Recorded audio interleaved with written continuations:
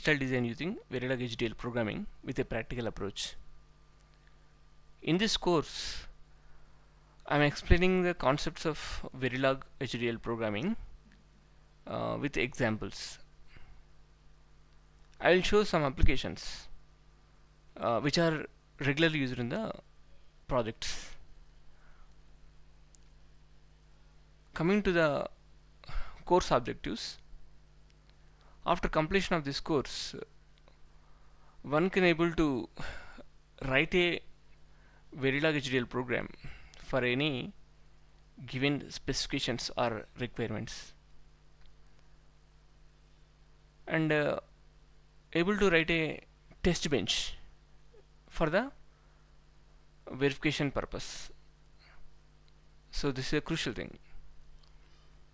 And next, able to write a simple programming for the complex requirements which are using tasks and system tasks.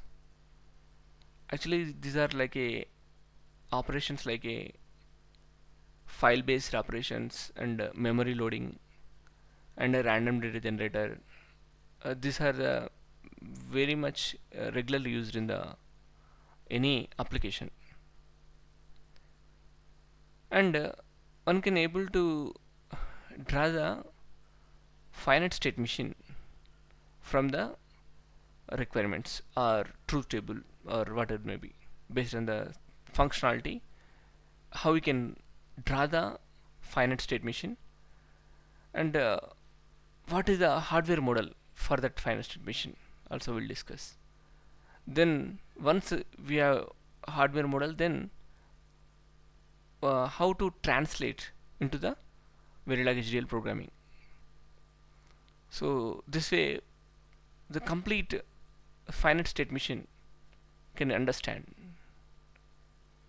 After that,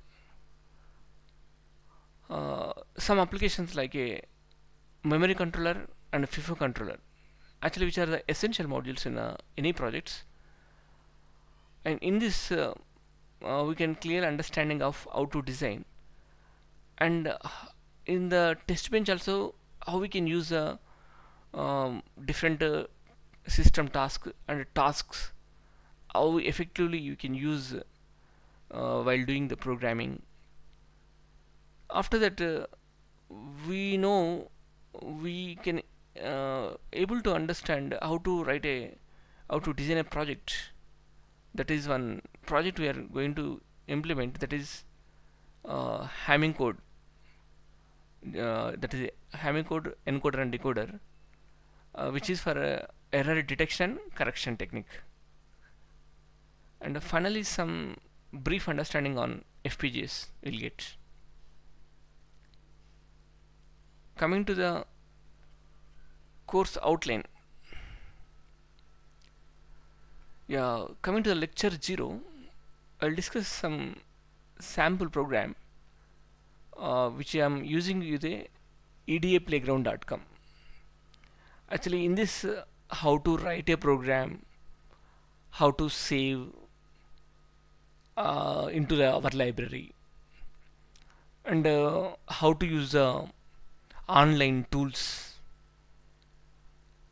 So no need to install the software in your system, and we can directly use the online tools.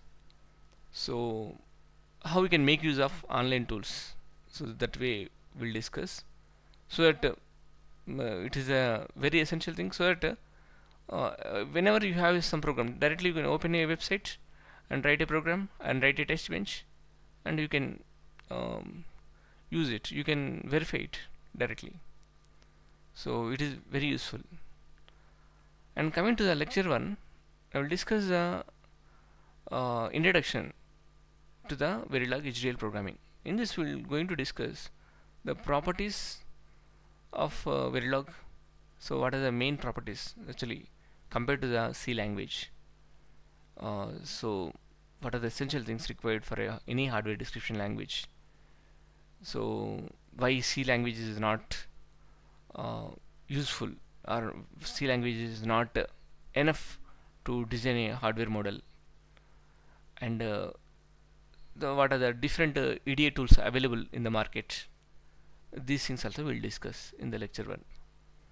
Coming to the lecture 2, we'll discuss VLSI design flow for the FPGA and ASIC. That the FPGA means field programmable gate array, ASIC means application specific integrated circuit. Actually, why I discuss this VLSI design flow is for where this Verilog coming into picture, and then we'll go for the lecture 3. That is a 3 different levels of design descriptions of a Verilog. That is the gate level and data flow and behavior model, and which is useful and which are generally using in the industry, in the real-time project people are using. So these things we'll discuss, and also with examples we'll discuss. After that, we'll discuss some lecture 4, which is a Verilog language constructs, some data types. All these things we'll discuss. So what are the keywords, what are the compiler directives, all these things we'll discuss in the lecture 4. Coming to the lecture 5, it is a what is the structure of the Verilog program. So what are the modules, so all these things, how it look like. So what are the keywords, all this we'll discuss. Then lecture 6 is a one model, that is gate level model, how we can write with examples. Lecture 7 is data flow modeling with examples. And lecture 8, it is very important, because very important of using of all C language constructs we can use. We can do the high level program from this. So how we can do all these things. Actually there are some concepts are there, like blocking and unblocking statements are come.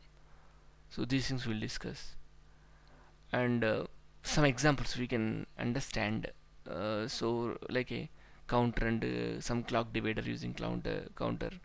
So with this we can give a understanding of this one, and also we'll discuss some blocking and unblocking statements, how it is different. For that also we'll give some examples. Some clock generation, how we can do all these things we'll discuss. And then lecture 9 is we'll discuss switch level modeling. Some examples we are just discussing briefly, because which is not that much useful in a real-time verification, which are generally analog. Verilog is there, another concept which is generally for the analog mixed signals. There the switch level modeling is useful. So here I am not concentrating on this. You are just discussing some CMOS NOT gate, CMOS NAND gate. So how we can design that, how the program. So these things I will explain. Then coming to the lecture 10, here how to write a test bench. What is a simulation model? So actually this is a very crucial chapter. This is because very important in the coming to the Verilog. So these things we will discuss with examples. We'll discuss now with a clear picture understanding of how to write a test bench. And lecture 11 is a tasks and system tasks. Actually beauty of the Verilog is comes into this this chapter only. So what are the many built-in system tasks, built-in functions or system tasks. Using of this we can do the verification more easily, and so we have some fun of learning also this in chapter, because we use input output files. Like we can take the input from the file, we can print the data into the file, and for input generation, instead of writing we'll just random data generator, we can using this we can generate the inputs, and some memory load operations also will do. So these are the essential things for so that you can use file based operations. So this is a essential chapter for a entire Verilog.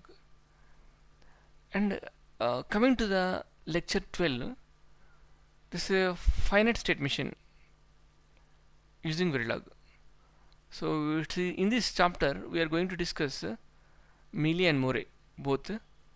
For any truth table or any functionality if you have, then how we can convert into the finite state machine we'll discuss with examples, and also after that how we can convert into the hardware model. After that how we can convert into the Verilog code. So this way get a clear picture on Verilog for the finite state machine we'll get. After that lecture 13 we'll take an example of sequence detector using finite state machine. It's a complete design and test which we will discuss. And coming to the lecture 14, it's a memory controller design. It is also, we'll discuss the complete design and test bench. After that we'll go for the lecture 15, the FIFO design, and we get a clear understanding of what is the difference between the memory controller design and FIFO design, how this will be essential. And in this chapter we'll discuss some importance of the tasks and system tasks. Of course, anyway we'll discuss the system tasks the previous chapters also, but tasks you can use much more in this project. Then coming to the lecture 16, I'll discuss one project on error codes, that is one Hamming code. In this we'll develop some encoder and decoder. Then for error detection correction technique, how we can detect and correct the error using that Verilog model. That is a complete design test which we will discuss. So all the examples we'll discuss, we'll write a design test bench, and we are simulate or see the outputs on the console, and we'll see the output on the test bench waveform. So all these things we get clear understanding. Like that we can get a clear understanding in the Verilog concepts.